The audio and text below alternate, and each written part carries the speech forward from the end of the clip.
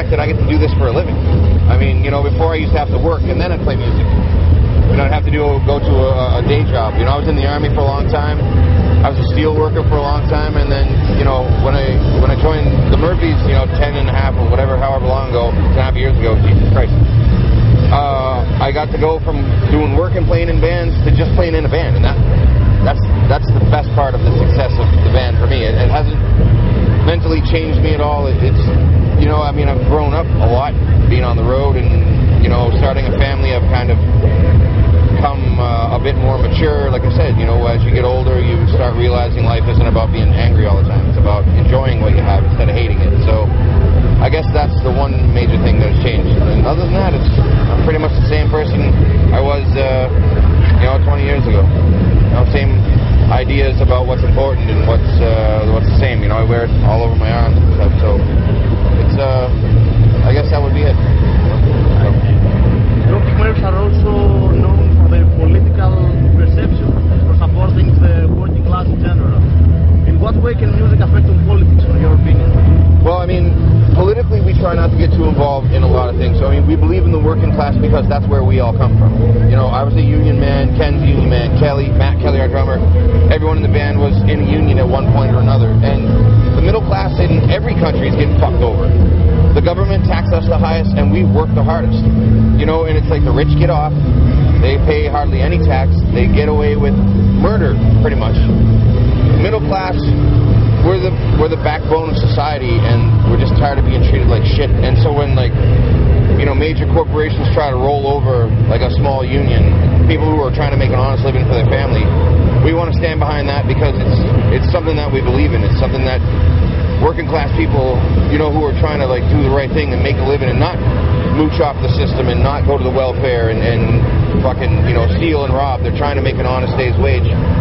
That's something we're proud to be part of, and that's really the only political part that the only political thing that we really could find is the fact that, the working class man is the hardest working people, and they're always getting fucked over, and that it's something that we're proud to be behind and help out in whatever way we can, Well, you have shown your opposition against George Bush in the past. You have played a show about it, I think, and I wanted to ask you what's your opinion about Obama and the political reality in the US nowadays. Well, I don't really, like I said, I don't really do politics, bro. It's not my position. I'm not a politician. I'm a musician. So as far as it goes with politics, I try not to be involved. If it doesn't affect me directly or my surroundings, like I said, I support the union. But as far as it goes with whoever's lying at the White House at whatever time, I see. What do you think about the music industry nowadays?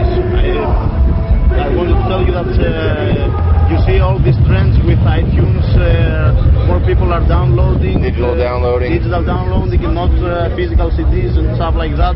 Which is a shame, because honestly, I still like having a record or a CD in my hand so I can read the inserts and then the liner notes. And, people who, I was just saying this to someone, the problem with the digital age now is it's convenient for downloading, but unless you have a really strong following, people who pirate your music, they don't really want to support the band, they just want to steal your music. So it's it makes it harder and harder for artists to actually continue doing what we do without working.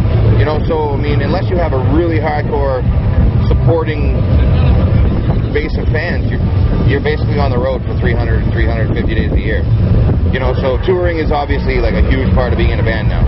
Whereas before you would go out and you'd do a 2-week run and you would be, okay, I'm good for a month. But now it's you got to tour for 5 months, take 2 weeks off, and then go out for another 5 months to make a good living, so it's a shitty place to be.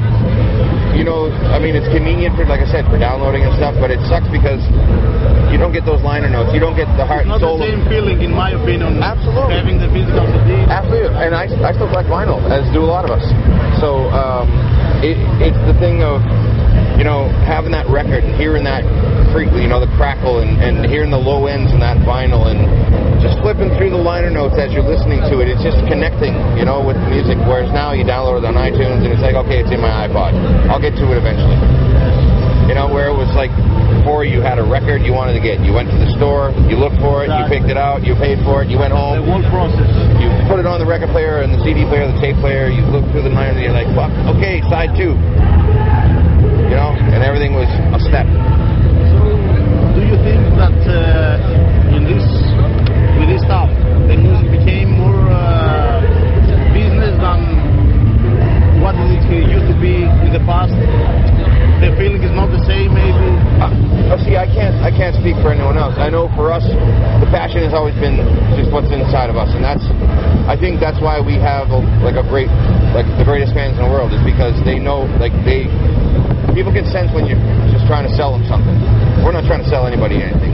We're just playing music from inside of us because it's something that burns inside of us. It's like this, like I said, stories that we need to tell because we think they're cool or because we think they're important. And if people want to listen to them, that's fucking great. But we would be doing this if there was only one person listening to Dropkick Murphys, because it's something that we all need to do. I can't explain it. It's just a fire that burns, in our souls. It's why we do what we do, I miss the shit out of my wife and my son. But I do it because when I'm home, I'm like, fuck, I need to be on the road again. And then when I'm on the road, I'm like, fuck, I need to get home to my wife and kid, So it's like a constant battle, but we do it. On my end, I think it's more about music for us. This isn't a business. Obviously there's business aspect to it. But as far as it goes, for us, it's more important than music. And that'll always be Dropkick Murphys, So, Scrappy, what are the future plans? Well, we're gonna continue touring and keep playing shows, and like I said, we're gonna go home in July and finish off the record, and then August, Al, our singer, is going out with his whole band, the Bruisers, for a little reunion tour, and then we've all got some little side projects going, and then September we're right back at it again. So we're gonna be doing come back to Europe. We're hoping we want to get down to Greece. Yes. We've been talking about it. You have never been in Greece before. Never. There are a lot of fans there. We got some other friends who have been there, and we were going to come down, and then you guys had I think it was like a union strike with garbage guys or something, and I guess the government was like they weren't letting anyone come in. We had planned us to come down because we were in Italy, and then we were like, oh, we're just going to go to Greece for like 3 days or 4 days. I can't remember what it was. But it was in our little itinerary, and then it got cut because you had some problems in your country. So hopefully we can make it happen. We've been talking about it a long time, as long as I've been in the band, so over 10 years. And we want to get down there because we know it's beautiful. Look at pictures. We hope to see you in a future tour right after the new album. Yeah, and we're gonna do. I think we're gonna do a U.S. tour in September. And then I think we're going to be back over here October, and then maybe down your way or South America. I don't know. I just go where the water takes me. I get on the bus. I'm like, where are we going now? Or a plane or wherever. So that's pretty much the life of a bagpiper. Drink, play, whistles, bagpipes, drink, repeat. So, Scrappy, thank you very much. Hey, man, my pleasure, bro. And I hope you have a great time. Then are you going to watch us?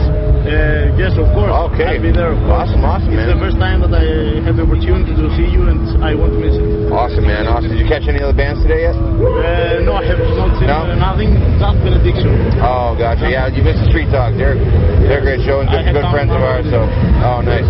Well, hopefully work doesn't tie you up all day and you can get out there and enjoy some music. All the best, brother. Thanks, guys. Thank you. Thank you.